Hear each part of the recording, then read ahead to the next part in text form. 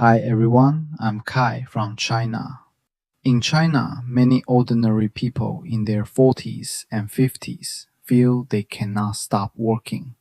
They may have a mortgage that will take 20 or 30 years to repay, a child still in school, and parents who are growing older.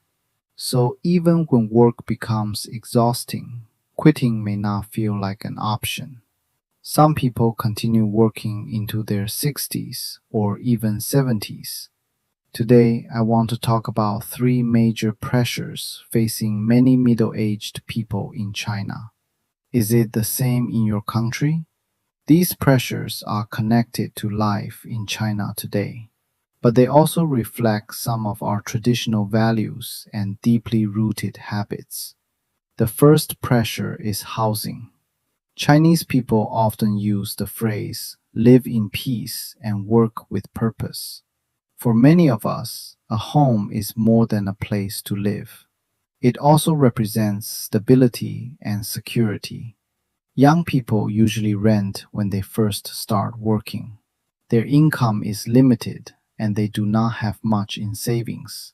That is completely normal. But as they get older, especially after getting married and having children, the expectations begin to change. If someone continues renting for many years, other people may think that person's life is not stable or that their financial situation is not very good. So once people have saved enough for a down payment, many start thinking about buying a home. Some buy before getting married. Others buy together with their partner. In some parts of China, owning a home may even be an important consideration when people talk about marriage. But buying a home is not easy for an ordinary family. Very few people can pay the full price in cash. Most have to make a down payment and borrow the rest from a bank. I am one of them. In 2016, I bought a home for about $110,000. Its official size is about 926 square feet, but the private living area inside my home is only around 700 square feet. The difference is what we call the shared area in China. It includes part of the elevators, stairways, hallways, and other common spaces in the building. These shared areas are included in the size you pay for when you buy the property. Does your country calculate the size of a home this way? I paid about $32,000 as the down payment. I borrowed the rest from a bank, and the full mortgage lasts 30 years. My monthly mortgage payment is around $350. After adding the property management fee, water, electricity, and natural gas, my fixed housing costs are about $420 every month. It does not matter whether I earn more or less that month. Those bills still have to be paid on time. If I lose my income, the mortgage does not stop. Late payments may also lead to extra charges. My home gives my family a stable place to live, but it also means that I cannot easily afford to stop working or lose my income. This is the reality for many middle-aged people in China. Those without a home are trying to save for a down payment. Those who have already bought one may spend 20 or 30 years paying off the mortgage. A home is supposed to provide security, but until the loan is repaid, it may also become one of the main reasons a middle-aged person cannot slow down. The second pressure is raising children. Most Chinese couples choose to have children after getting married. So by the time they reach middle age, they are usually parents. Raising a child requires money, time, and energy. Education is often the most expensive part, And it is also the part many Chinese parents care about most. They hope education will help their child enter a better school, find a good job, and build a better life.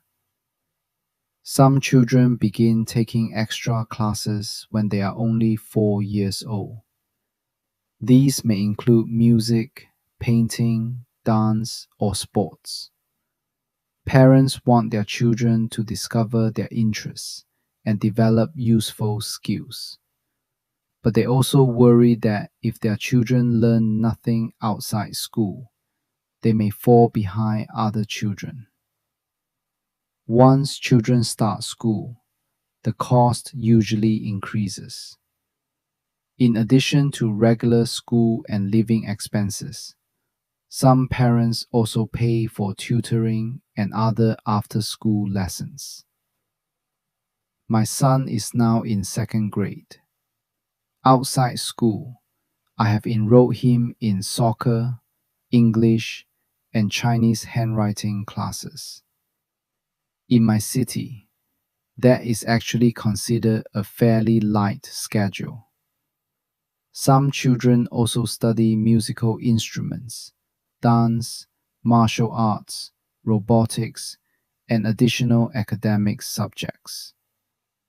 Even with only the classes my son takes, my family spends around $4,200 a year on fixed expenses for him.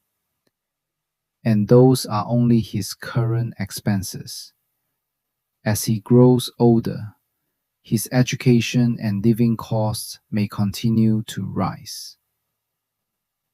Of course, we want our children to grow up happy, but we also worry about whether we are doing enough. Some parents even leave a more comfortable home and pay a high price for an older property near a highly regarded school. The home may be small, and the living conditions may not be very good. But if living there gives their child access to a better school, many families are willing to accept the extra financial pressure. Many Chinese parents simplify their own lives. They buy fewer clothes and reduce other spending. But when the money is for their child's education, cutting back becomes much harder. Money is not the only investment. After working all day, many parents still spend their evenings helping their children with homework. They check assignments and review lessons with them. Sometimes, this continues until almost midnight. The child is tired, and the parents are tired too. But parents worry that if they relax, their child may fall behind. And this responsibility usually does not end when the child graduates. Parents continue worrying about their child's job, marriage, and housing. If they can afford it, they may use years of savings to help their adult child make a down payment on a home. When grandchildren are born, many grandparents continue helping the family. They may cook, take the grandchildren to and from school, and care for them while the younger parents work. From the day many Chinese people become parents, their concern for their children may last for the rest of their lives.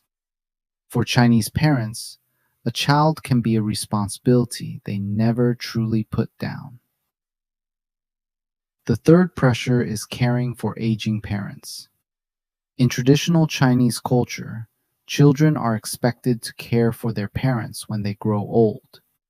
By the time someone reaches middle age, their parents have usually entered old age. Their health may begin to decline. They may not move as easily as before, and tasks they once handled alone may slowly require help. In my case, the financial pressure is relatively light. My father used to be a teacher. He is now retired and receives a pension. His pension can cover most of his daily expenses. Sometimes, instead of needing financial help from me, he even gives me a little money. So when it comes to supporting my father, I am more fortunate than many other people. But not every Chinese family is in this position. Many elderly people still live in rural areas. They do not have stable salaries, and their income may be very limited. Some rural residents receive a basic monthly pension of only about $14 to $28. Even in their 60s or 70s, some continue farming or doing small jobs to support themselves. If they become ill, need hospital care, or can no longer work, more of the living and medical costs fall on their children. Even when elderly parents have some pension and medical coverage, their children's responsibilities do not disappear. Older parents need care and companionship. They may need someone to take them to the hospital. They may also need help using a smartphone, completing paperwork, or dealing with everyday problems. Middle-aged people still have to work during the day and care for their own children after work. If their parents also need help, they must constantly divide their time between work, children, and aging parents. There is another reality. Many people in my generation grew up as only children. They have no brothers or sisters to share the responsibility. One person may need to care for two elderly parents. After marriage, a couple may need to care for four elderly parents. At the same time, they are raising their own child and continuing to pay their mortgage. This is why Chinese people often describe the middle-aged person as the main pillar holding the family together. They must pay the mortgage, raise their children, and care for their aging parents. These responsibilities often arrive at the same stage of life. That is why many middle-aged people in China feel they cannot stop, even when they are exhausted. Of course, these pressures may not exist only in China. Is middle age like this in your country? Which creates the most pressure? Housing, children, or aging parents? Please tell me in the comments. I would also like to hear what life is really like for middle-aged people in your country. I'm Kai. Thank you for watching. If you want to learn more about the everyday lives of ordinary people in China, please subscribe to my channel. I'll see you next time.